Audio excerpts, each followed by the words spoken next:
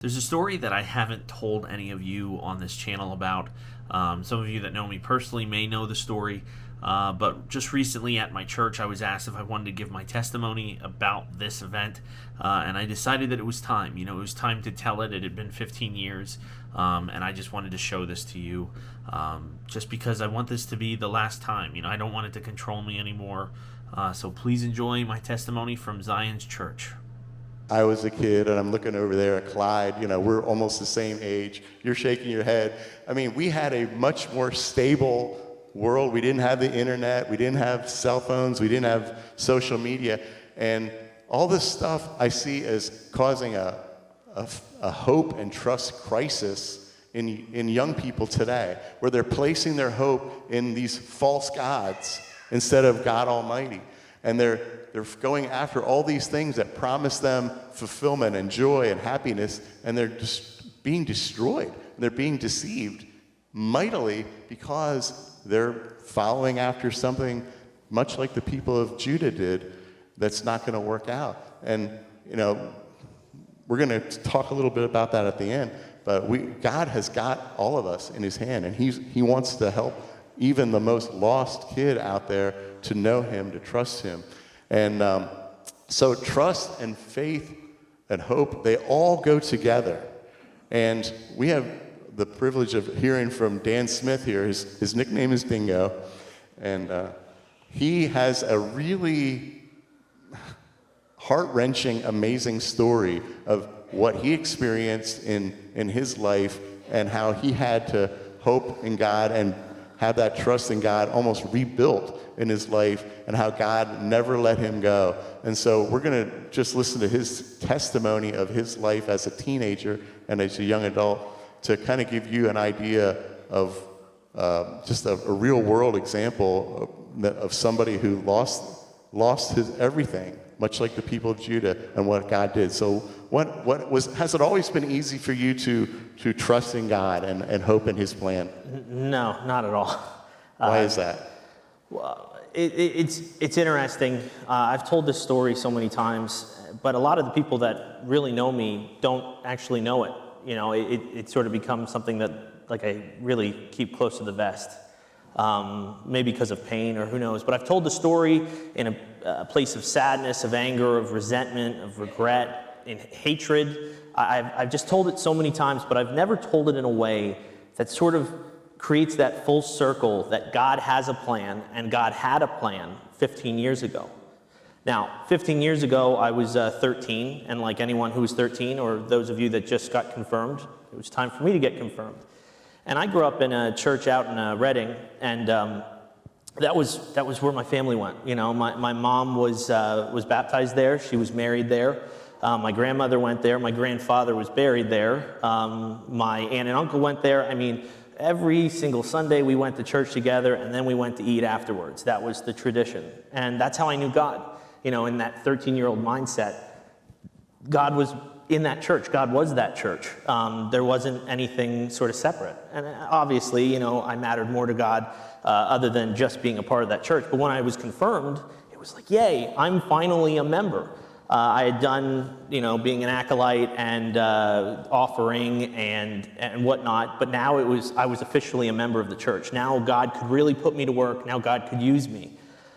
And a few months later, I was 14 years old, and I was at a summer camp, church summer camp, and it's right before high school's about to start, so it's this weird sort of time in my life. You're trying to live it up as much as you can. And at this summer camp, something very terrible happened between two adults that I had witnessed, and two adult leaders, and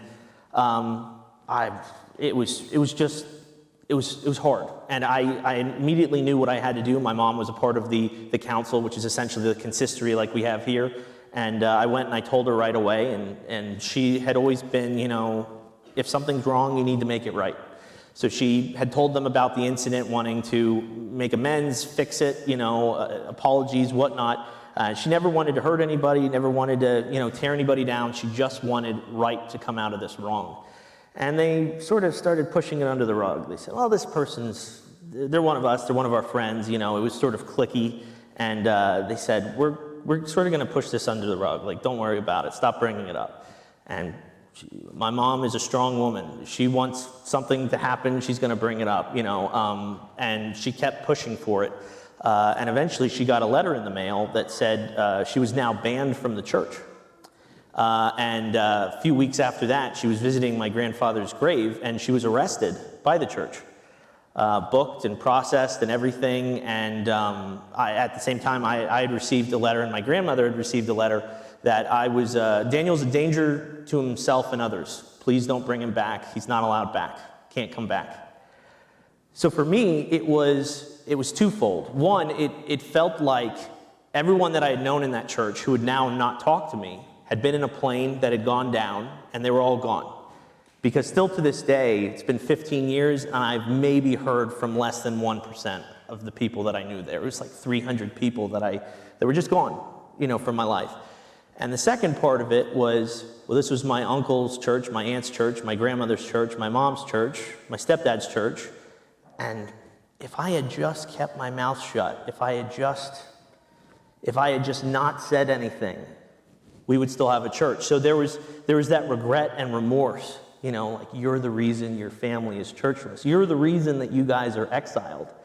So a 14-year-old thinking that about himself isn't good. I think anybody thinking that about themselves, but 14, you're a lot more impressionable. So I fell into a very deep depression. I would, go to ninth grade. I'd come home, play video games, stay up in my room. I didn't want to make friends. I didn't want to ruin anything else. I was done trying to do anything with my life. And that connection with God was broken because, man, if the church didn't want me, why would God want me? Because God was the church in my mind at that time. Well, my mom, God was whispering in her ear, and she went to the source of all wisdom, Google, of course, and she wanted to know how to help me. So she started Googling, youth centers, and the first one that came up was thejourneycafe.org. She looked at it, and the place looked pretty dated, but she said, you know what, maybe this is a good place for him. So she called up, and who answered the phone but Dan Bailey. And she told him the whole story and said, and this is so crazy, she told me this. She said, are you sure it's okay if he comes here, now that I've told you the story? And it was just like, we were so convinced that we were awful, that God didn't want us, that the church didn't want us, that we were like, are you sure he's allowed to come to this youth center?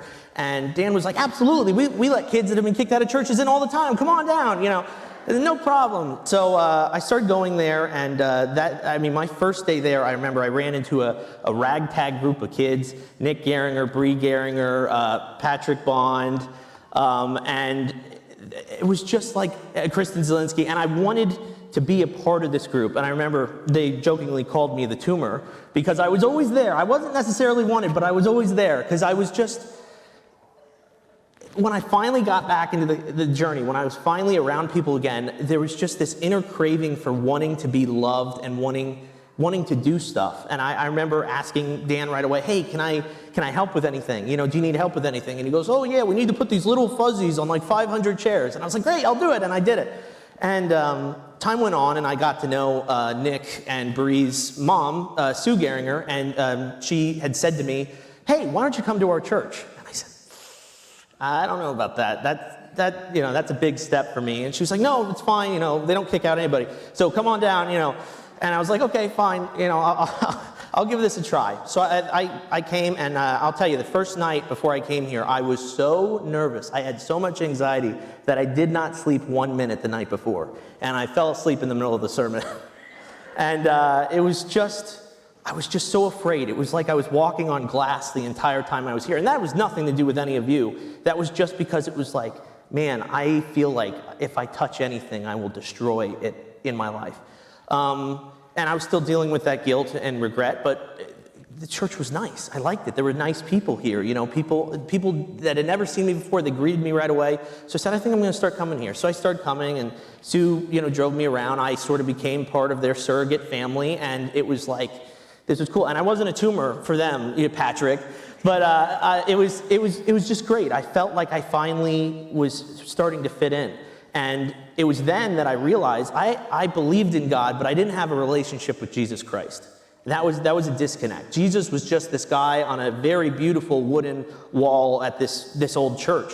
And now it was, okay, yeah, he did die on the cross, but it meant something. It meant something so real to me now. So, through the youth group and everything, we ended up coming to 2010 where I was baptized at creation, and by Dan Bailey himself. He dunked me a little too hard, I think, but it was, my life was starting to have meaning again, and 11th grade came and went, and then I was a senior, and I remember sitting up here for an intergenerational Sunday with Vernon Stoop, who would eventually become like a mentor, like a grandfather to me. I remember him saying, we're going to send you, you're going into the ministry someday. And boy, I was scared. If you ever watch that video back, which I haven't, it looks like something dropped out of me. It was not a hopeful situation, I guess, in my mind.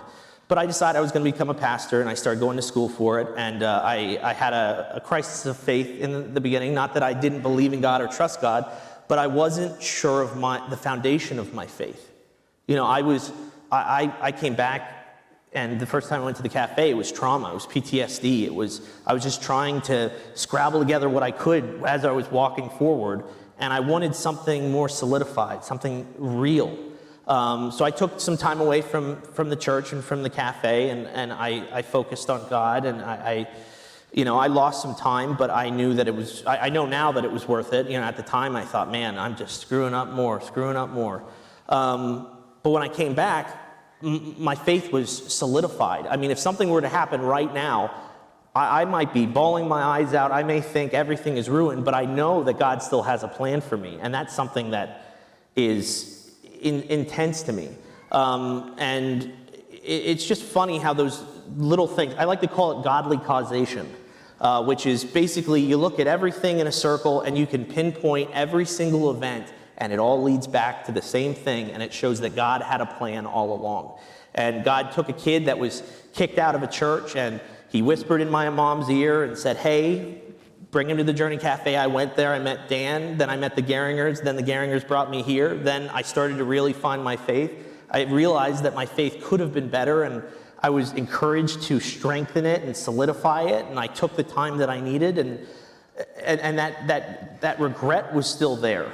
But I mean, I'll tell you right now, my mom has been coming for like the last 6 months to this church, so that's, that's awesome to me, because that was a regret that I had, 15 years of regret.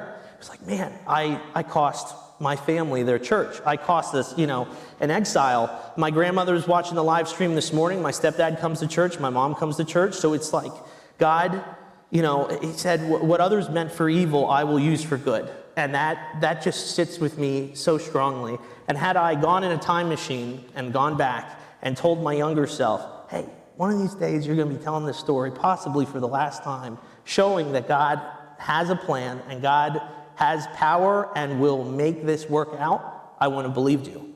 But here I am, and trust him, God has a plan. That's great. On the way out of the first service, a guy named Brother Earl, came up to me, and he said, Dingo's story is a lot like Joseph.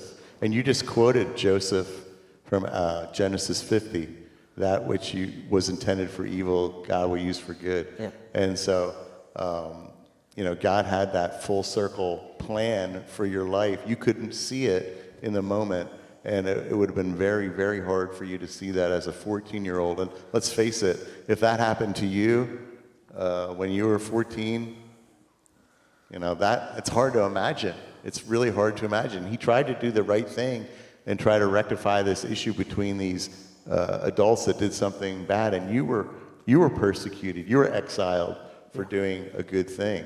Being able to sit down and talk about this incident and not have it be from a place of pain or anger or hatred was really a blessing. It definitely, I liked being able to show that, like, God's plan is real and it works. And I love that. So I hope you enjoyed hearing that. It's probably one of the last times I'll talk about it. But thank you guys so much for listening, and I guess I'll see you next time.